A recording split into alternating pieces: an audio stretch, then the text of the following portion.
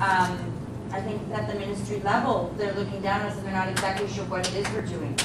You know, it's, oh, well, it's just part of the Anglophone and it's not as a separate stream, but to walk a mile in our shoes and being able to handle and deal with the stress of dealing with the funders and ensuring that we're doing things right, and it's just being able to look at things from a different perspective, and our experience in the deaf stream has been that sometimes the lines can be a little bit fuzzy. Mm-hmm. So there's a, how you, I'd say there's a challenge, a communication challenge at the front end about how you get to a shared understanding with your funder and how you manage your funder relationship to help them understand you and to engage them.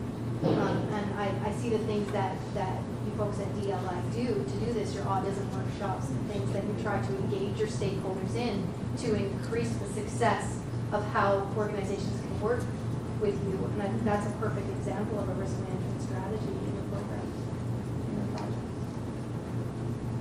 I think the biggest risk that we face in literacy is from our funders, in that the stress that they cause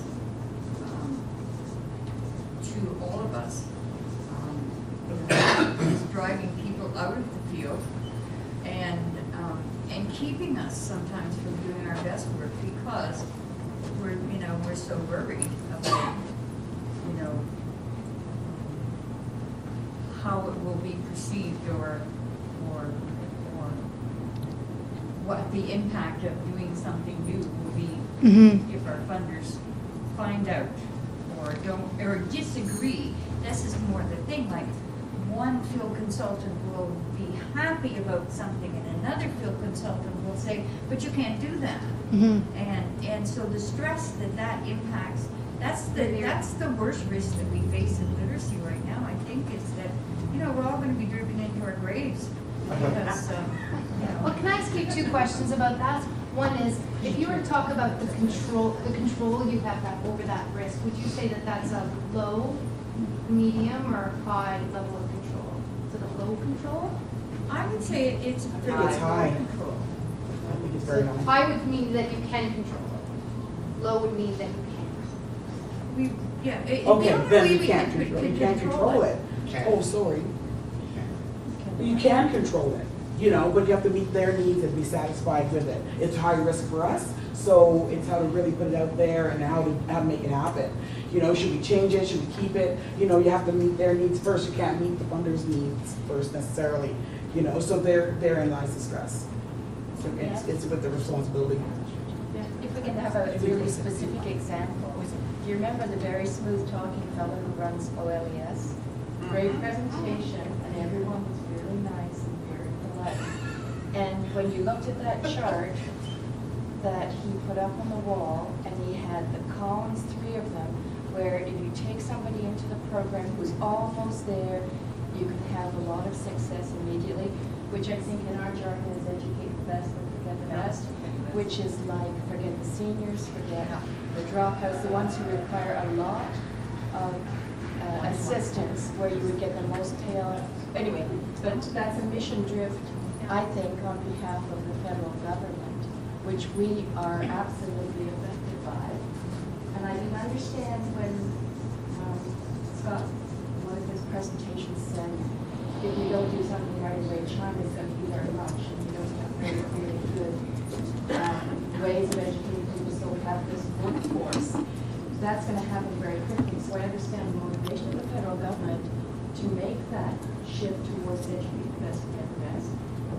At the same time, they're also admitting that the number of people who come into the bottom from our school systems, which are not working very well, is increasing. So in the longer term, we're going to have a bigger problem, which is not being addressed by the new policy. Have I got it, Jim? You got it.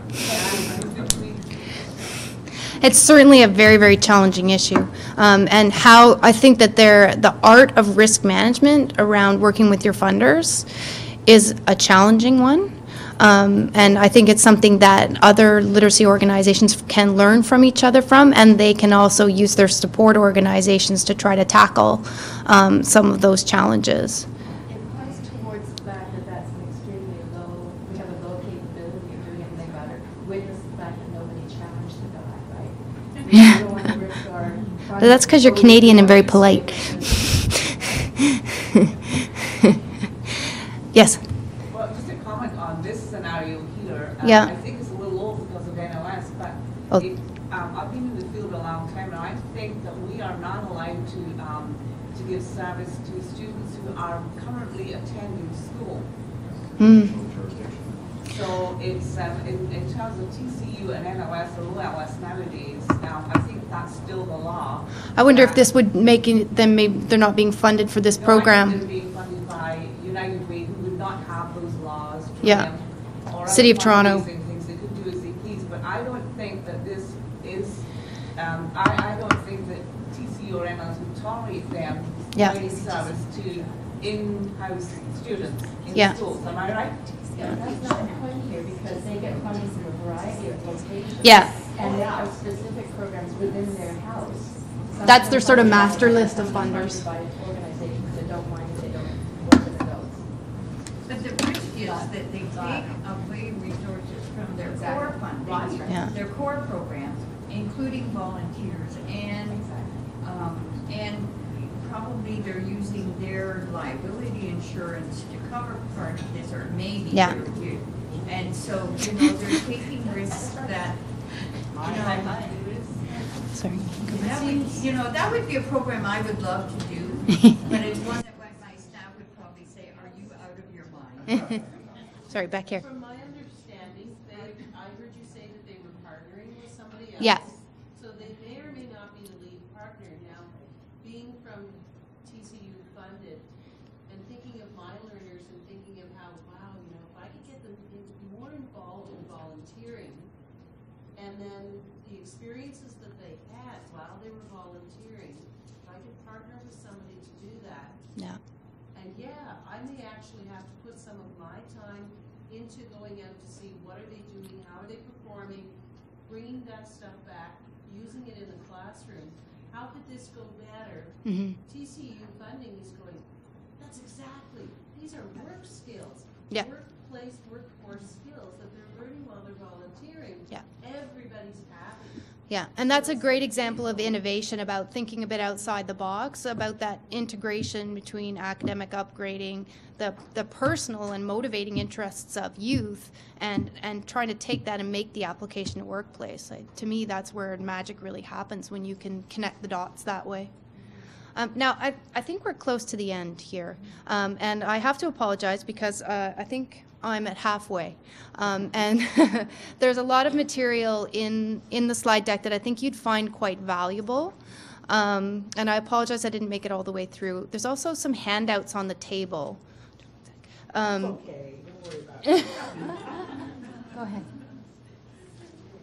Well, Just one sec, presentation folks. right here, it should be 3 hours and less. Yeah, it's a big topic to cover. The rest of the presentation talks about process methodologies, and it talks about success factors. And there are the 3 templates on the table that I've given you: a risk management plan template, a risk log, and 2 PowerPoint slides. One is a risk map, and the other is what's called a probability and impact matrix. Which will all make perfect sense to you when you read the presentation. So I really apologize for not making it all the way through, and I'm happy. I don't know if people have circulated an email list to ship it all to you, both the templates and the presentation, or you can contact me. My contact information is on the handout. Thank you very much for your time and your input. I'm sorry I didn't make it further.